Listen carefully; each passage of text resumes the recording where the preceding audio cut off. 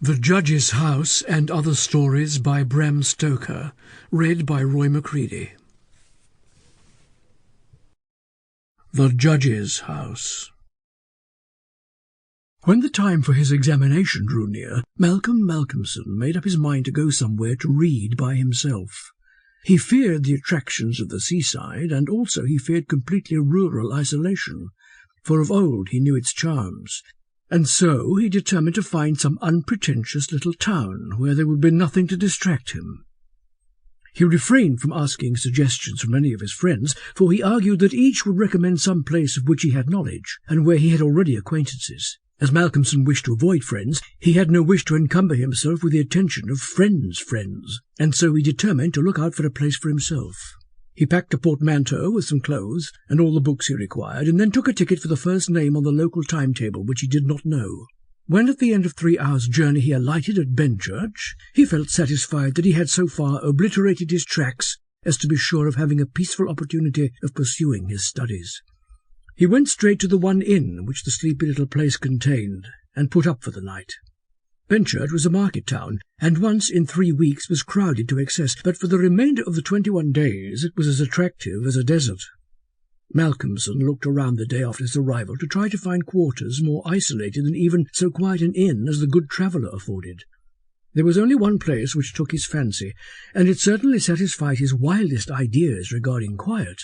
In fact, quiet was not the proper word to apply to it. Desolation was the only term conveying any suitable ideas of its isolation. It was an old, rambling, heavy-built house of the Jacobean style, with heavy gables and windows, unusually small, and set higher than was customary in such houses, and was surrounded with a high brick wall, massively built. Indeed, on examination, it looked more like a fortified house than an ordinary dwelling, but all these things pleased Malcolmson.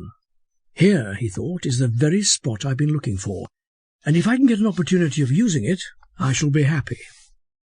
His joy was increased when he realized, beyond doubt, that it was not at present inhabited. From the post office he got the name of the agent, who was rarely surprised at the application to rent a part of the old house. Mr. Carnford, the local lawyer and agent, was a genial old gentleman, and frankly confessed his delight at anyone being willing to live in the house. "To tell you the truth," said he, "I should be only too happy on behalf of the owners to let anyone have the house rent-free for a term of years, if only to accustom the people here to see it inhabited.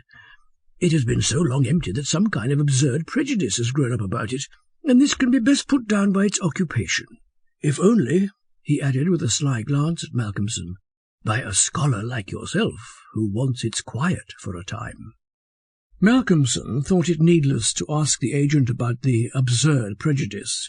He knew he would get more information, if he should require it, on that subject from other quarters. He paid his 3 months' rent, got a receipt, and the name of an old woman who would probably undertake to do for him, and came away with the keys in his pocket. He then went to the landlady of the inn, who was a cheerful and most kindly person, and asked her advice as to such stores and provisions as he would be likely to require. She threw up her hands in amazement when he told her where he was going to settle himself. "Not in the Judge's house," she said, and grew pale as she spoke. He explained the locality of the house, saying that he did not know its name. When he had finished, she answered, "Aye, sure enough, the very place. It is the Judge's house, sure enough." He asked her to tell him about the place, why so called, and what there was against it.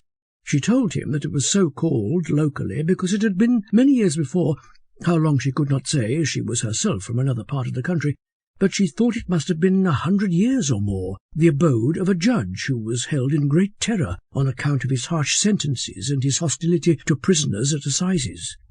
As to what there was against the house itself, she could not tell. She had often asked, but no one could inform her. But there was a general feeling that there was something, and for her own part she would not take all the money in Drinkwater's bank and stay in the house an hour by herself. Then she apologized to Malcolmson for her disturbing talk. "It's too bad of me, sir, and you, and a young gentleman too, if you'll pardon me saying it, going to live there all alone. If you were my boy, and you'll excuse me for saying it, you wouldn't sleep there a night, not if I had to go there myself and pull the big alarm bell that's on the roof." The good creature was so manifestly in earnest, and was so kindly in her intentions, Sample complete. Ready to continue?